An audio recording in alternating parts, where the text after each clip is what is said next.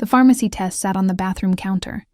2 pink lines screaming truth into the silence of Amelia's tiny room. Rain hammered against the window, matching the chaos in her chest.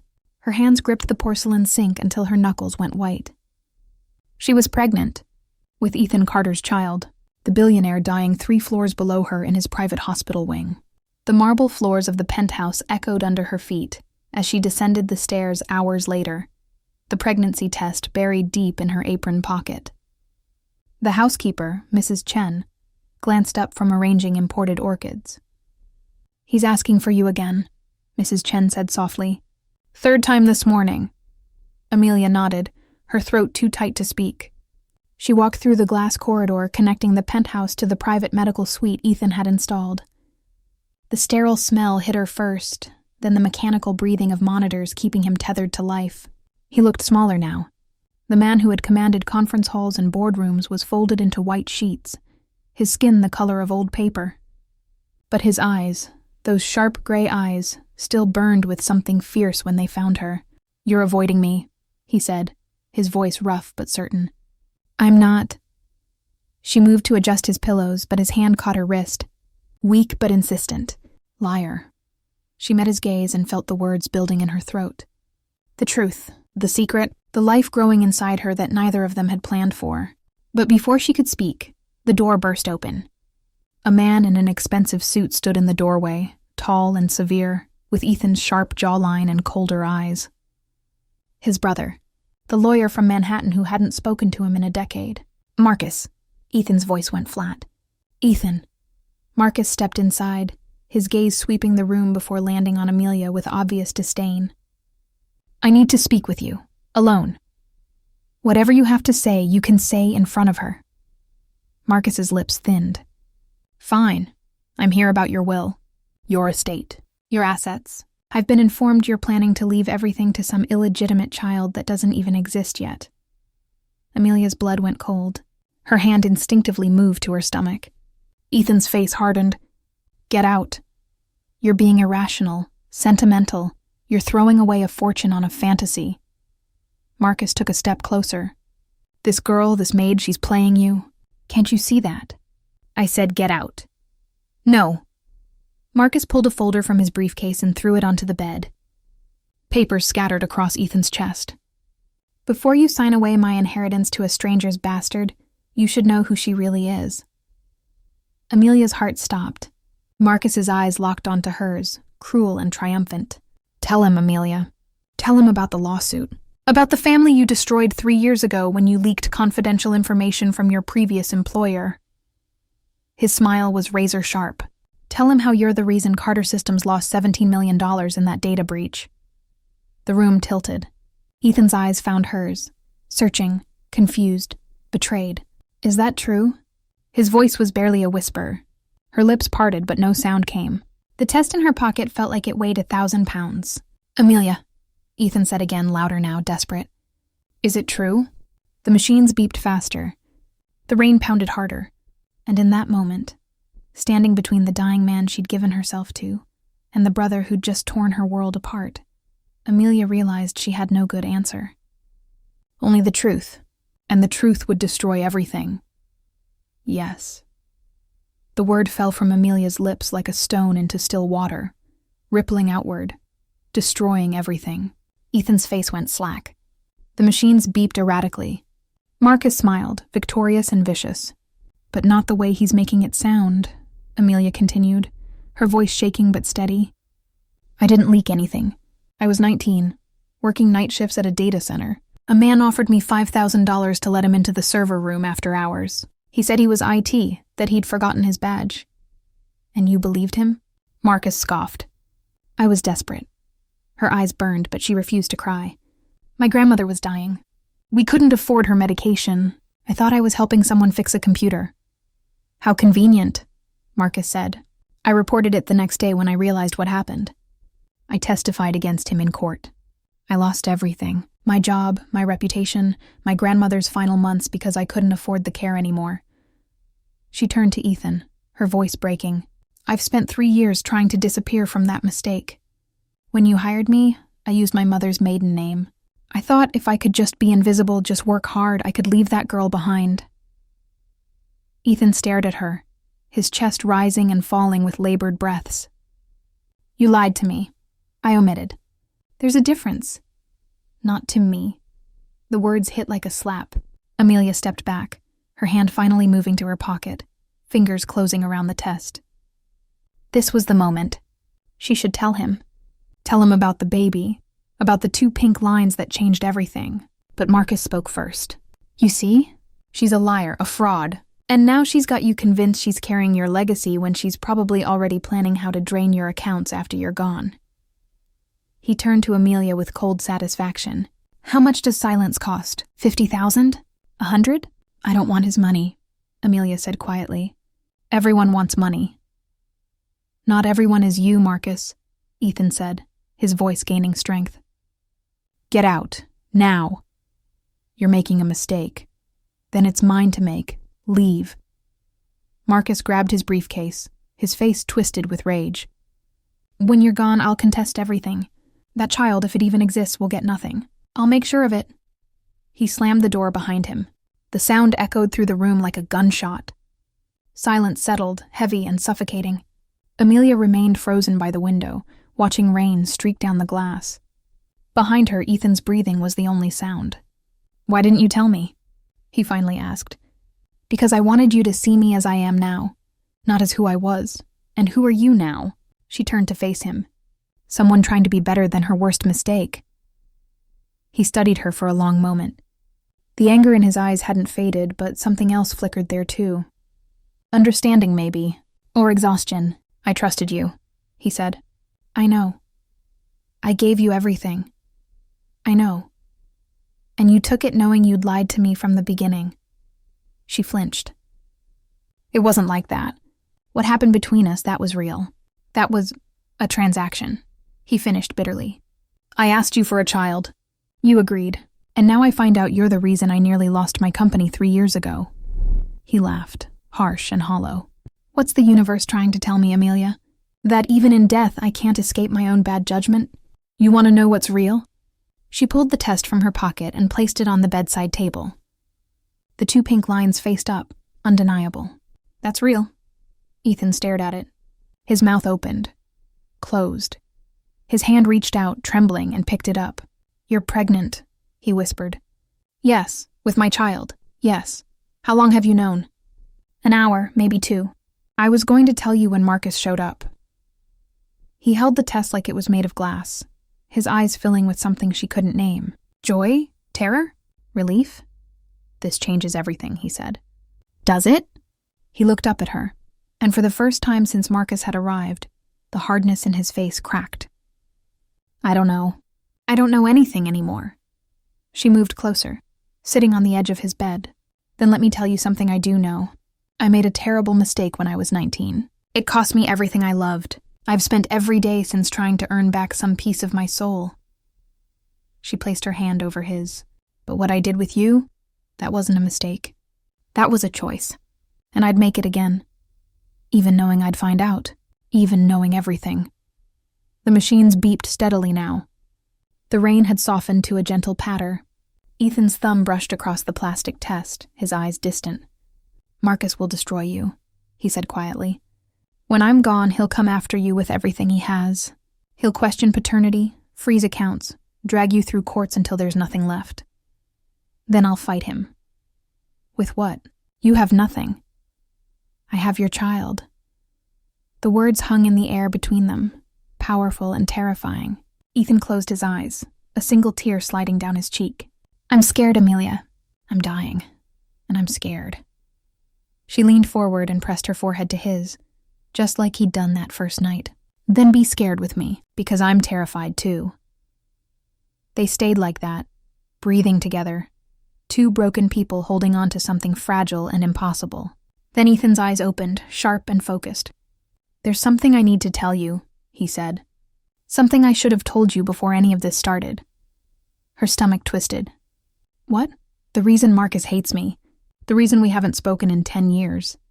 He swallowed hard. It's because I did to him exactly what you did to me. What do you mean? I lied. I betrayed him. And it cost him everything. The machines beeped faster. Outside, thunder rumbled. And Amelia realized the man she'd trusted with her body, with her future, with the life growing inside her, was about to reveal something that would change everything again. 10 years ago, Marcus and I were partners. Equal partners. Ethan's voice was hoarse, each word seeming to cost him. He handled the legal side. I handled the tech. We built Carter Systems together from nothing. Amelia sat perfectly still, her hand still resting on his, but her mind racing. We had a client, a Fortune 500 company, ready to sign a $100 million contract, the biggest deal of our lives. But they wanted exclusivity. They wanted one Carter, not two. His eyes found hers, hollow and haunted, so I made a choice. What did you do? I forged documents, made it look like Marcus had embezzled company funds, hired a forensic accountant to back up the story, leaked it to the board. He paused, his breathing labored. I destroyed him. His reputation, his career, his marriage. Sarah left him when the scandal broke. Took their daughter with her. Amelia's blood ran cold. You framed your own brother? I told myself it was business, that he'd bounce back, that he was a lawyer he'd understand. Ethan's laugh was bitter. But he didn't bounce back. He lost everything. Spent 2 years fighting to clear his name, drowning in legal fees, watching his daughter grow up through supervised visits because Sarah thought he was a criminal. Did he ever find out the truth? Eventually. 3 years ago, right around the time of your data breach, actually. Ethan's eyes darkened. He hired a private investigator.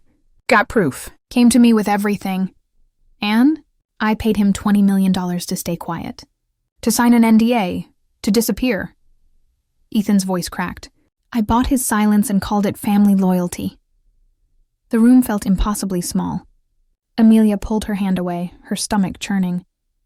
You're no different than the man who used me, she said quietly. You just had more money to hide it. I know. And now you want me to bring a child into this? To let your legacy continue when it's built on lies and betrayal? I don't have an answer for that.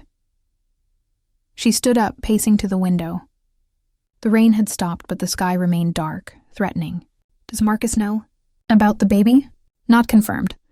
But he suspects. That's why he's here. He knows if you're pregnant, his last chance at the fortune dies with me.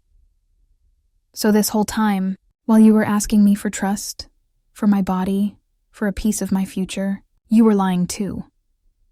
Yes. The honesty of it was almost worse than the lie. Amelia turned to face him, her eyes burning. Why tell me now? Why not just let me think you were some tragic hero, dying alone, wanting to leave something beautiful behind? Because you deserve to know who you're tied to, what kind of blood runs in that child. He gestured weakly to her stomach. And because if I die without telling someone the truth, then Marcus was right. I am exactly what he called me. A monster in an expensive suit. Thunder rolled outside. The machines beeped. And Amelia felt the weight of every choice she'd ever made pressing down on her shoulders. I should leave, she said. I should pack my things, get an abortion, and disappear. Let you and Marcus destroy each other without me in the middle. You should. But I won't. Ethan's eyes snapped to hers, surprised. You want to know why? She moved closer, her voice low and fierce. Because I'm tired of running. I'm tired of being ashamed. I made a mistake when I was 19, and I've been punishing myself ever since. But you, she pointed at him. You made a choice. A calculated, deliberate choice to destroy someone you loved. And you got to build an empire on top of it while I scrub toilets. Amelia, I'm not finished.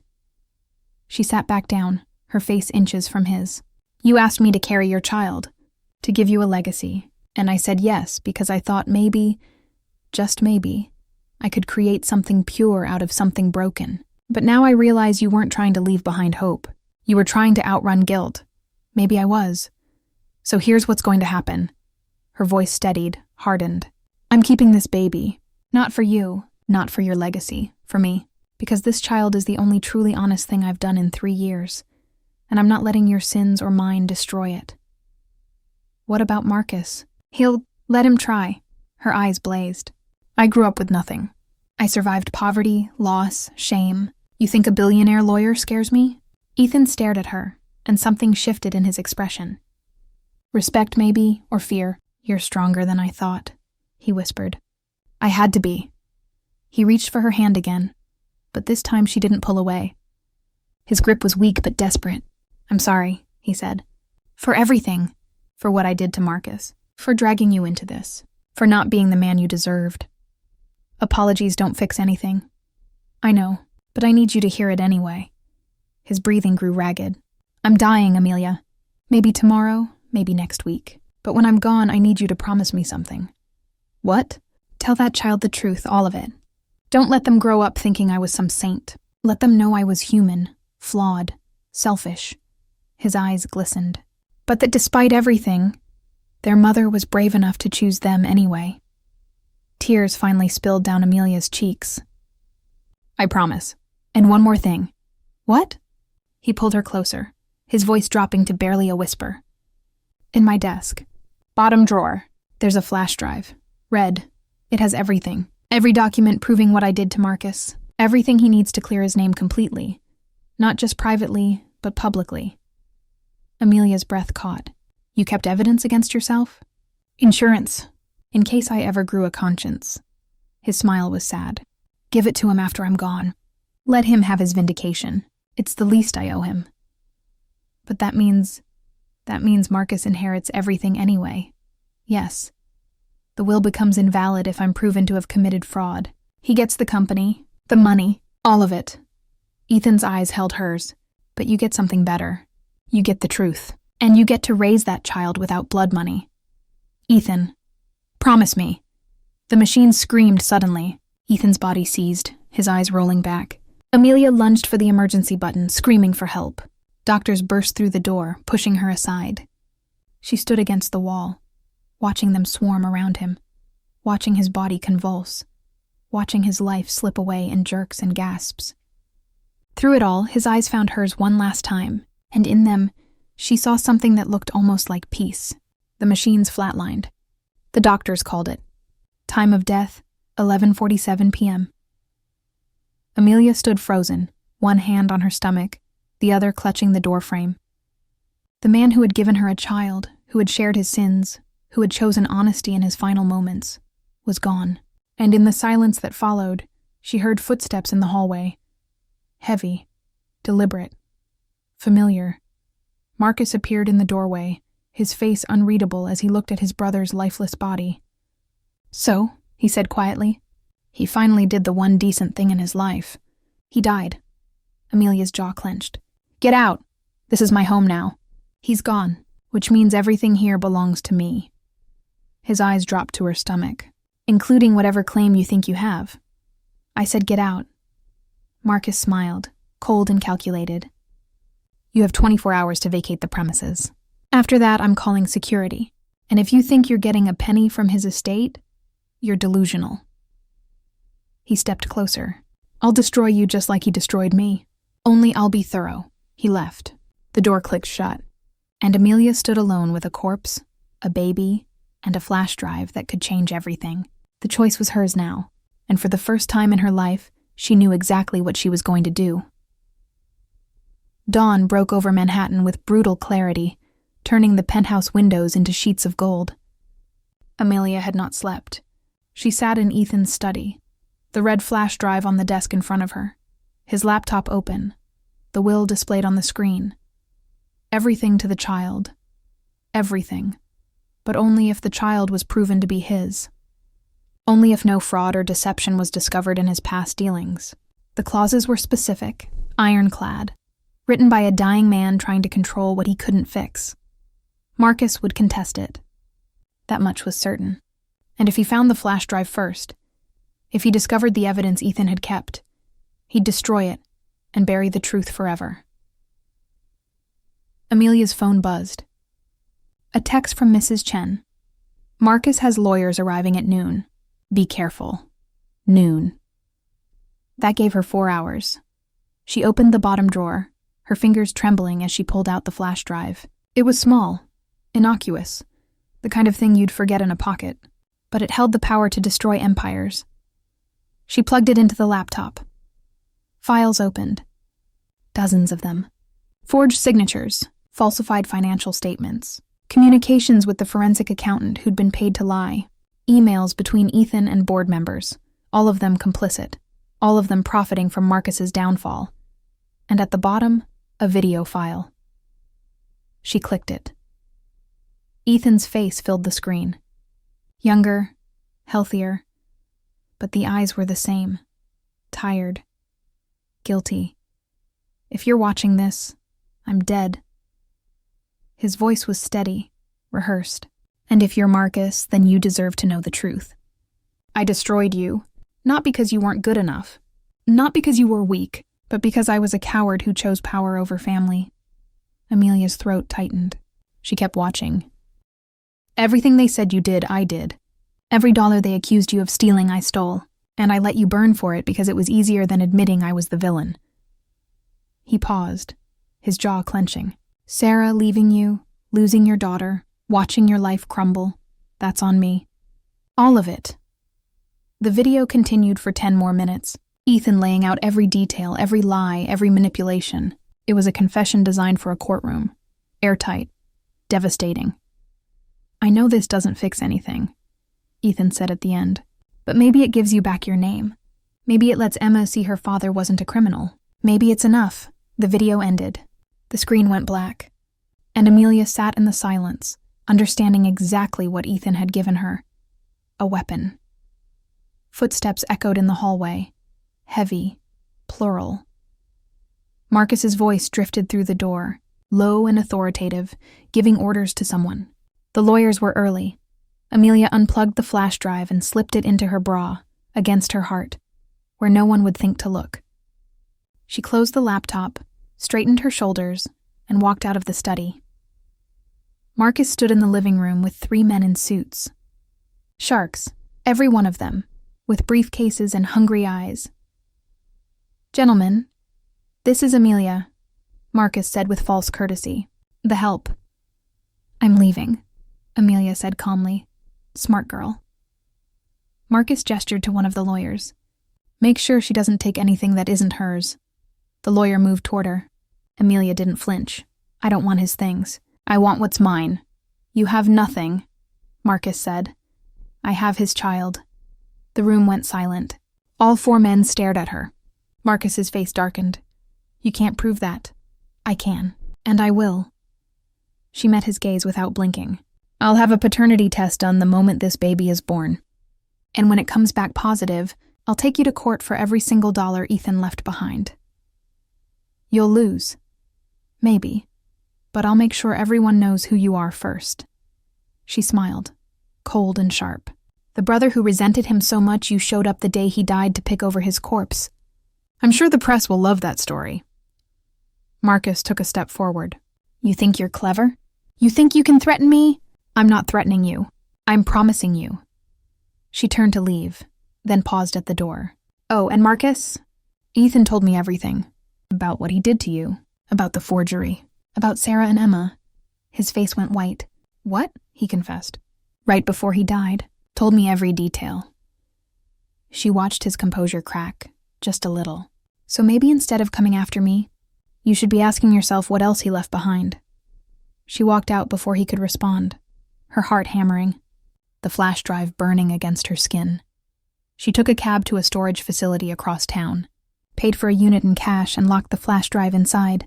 Then she went to a clinic, scheduled the paternity test for after the birth, and finally, went to a small apartment in Queens that Mrs. Chen had helped her rent under a fake name.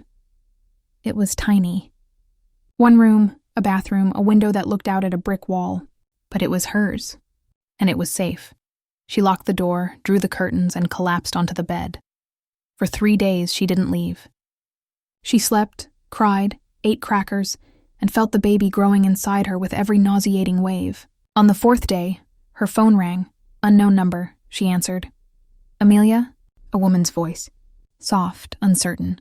My name is Sarah Carter, Marcus's ex-wife. Amelia sat up slowly. How did you get this number? Mrs. Chen gave it to me. She said you might need help. Why would you help me? You hate the Carters. I hate what they did to my family. But I don't hate you. Sarah paused. Mrs. Chen told me you're pregnant. That Marcus is trying to take everything from you. And I thought maybe we could help each other. How?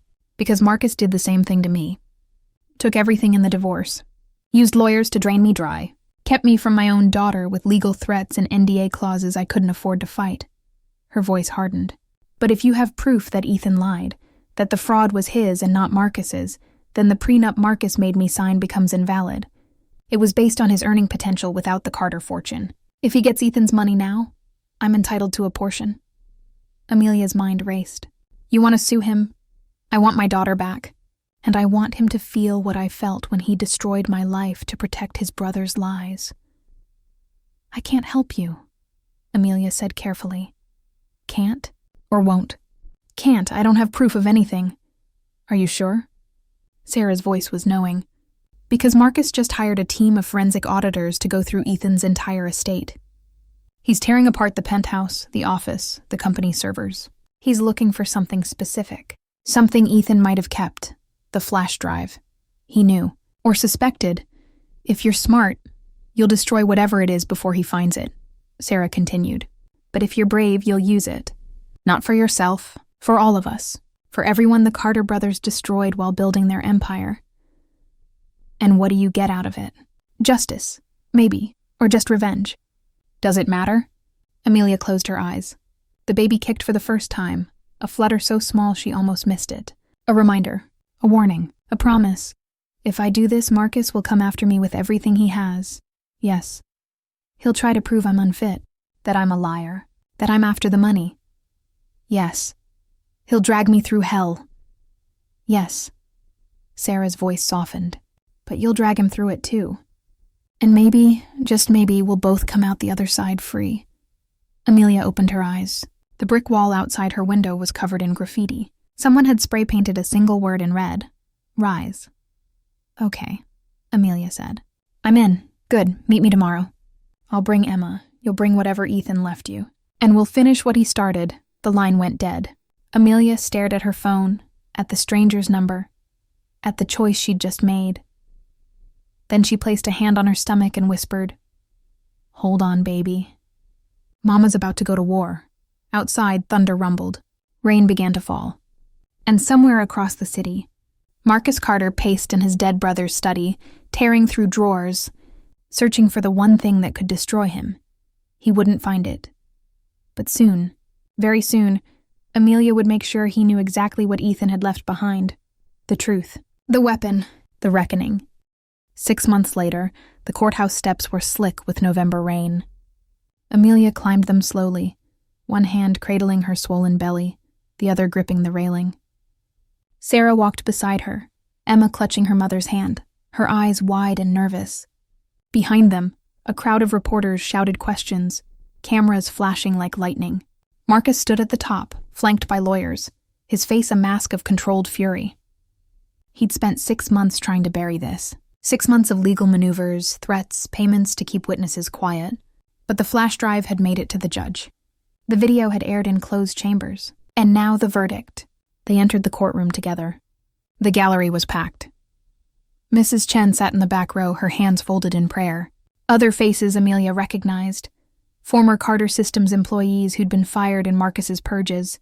Investors who'd lost millions. People Ethan had burned on his way to the top. The judge entered. Everyone stood. Amelia's baby kicked hard, a jab against her ribs that made her wince. Sarah's hand found hers and squeezed. Be seated. The rustle of fabric. The clearing of throats. Then silence. The judge looked at Marcus. Mr. Carter, this court has reviewed the evidence provided by Miss Amelia Torres. The video confession. The financial records. The testimonies from multiple witnesses, including the forensic accountant who falsified documents at your brother's request. Marcus's jaw clenched. His lawyer whispered something. Marcus shook his head. It is the judgment of this court that Ethan Carter engaged in criminal fraud, embezzlement, and conspiracy to commit perjury.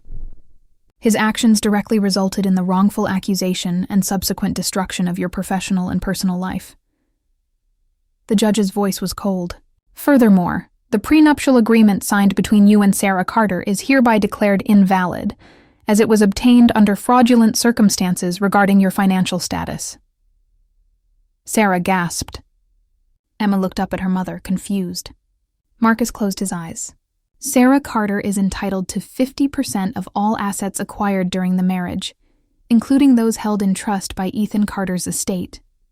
The judge looked at Amelia. As for the matter of the unborn child?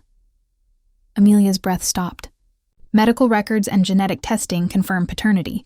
The child is Ethan Carter's biological heir. However, given the fraudulent nature of the estate's acquisition, this court rules that the inheritance is forfeit. All assets will be liquidated. 50% to Sarah Carter, 25% to be held in trust for Emma Carter until she reaches 18. The remaining 25% will be divided among victims of Carter System's fraudulent practices, with reparations to be determined by an independent audit. And the child? Amelia's voice was barely a whisper. The judge's expression softened. Your child will receive nothing from Ethan Carter's estate. The sins of the father will not become their burden, or their inheritance. The gavel struck. The courtroom exploded with noise. Reporters rushed out. Marcus sat frozen, staring at nothing. Sarah was crying, laughing, holding Emma tight. Amelia stood slowly, her hand on her belly, feeling the baby move.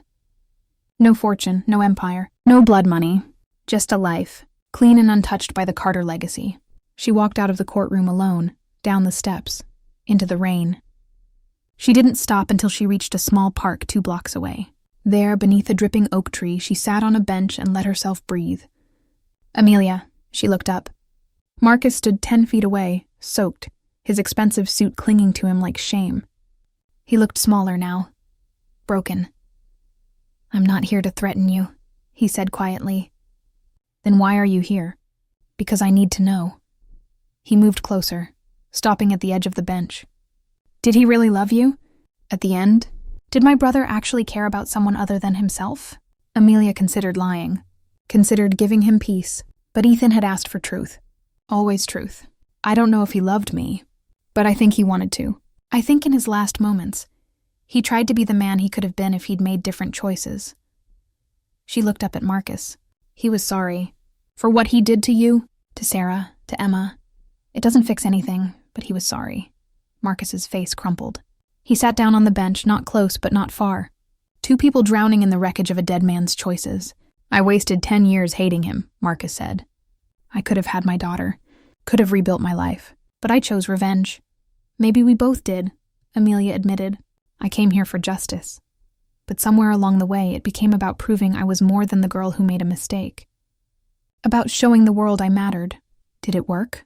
No, she smiled sadly. Because I already mattered. I just couldn't see it. They sat in silence. The rain eased to a drizzle. Across the park, children played in puddles, their laughter bright and careless. What will you do now? Marcus asked. Raise my baby, work, live small, be enough. And me?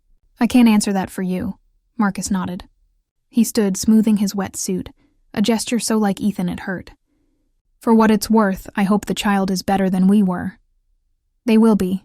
Because they won't know your world. They'll only know mine. He walked away without another word. Amelia watched him go. Watched him disappear into the gray city. Another ghost joining his brother in the past. Her phone buzzed. A text from Mrs. Chen.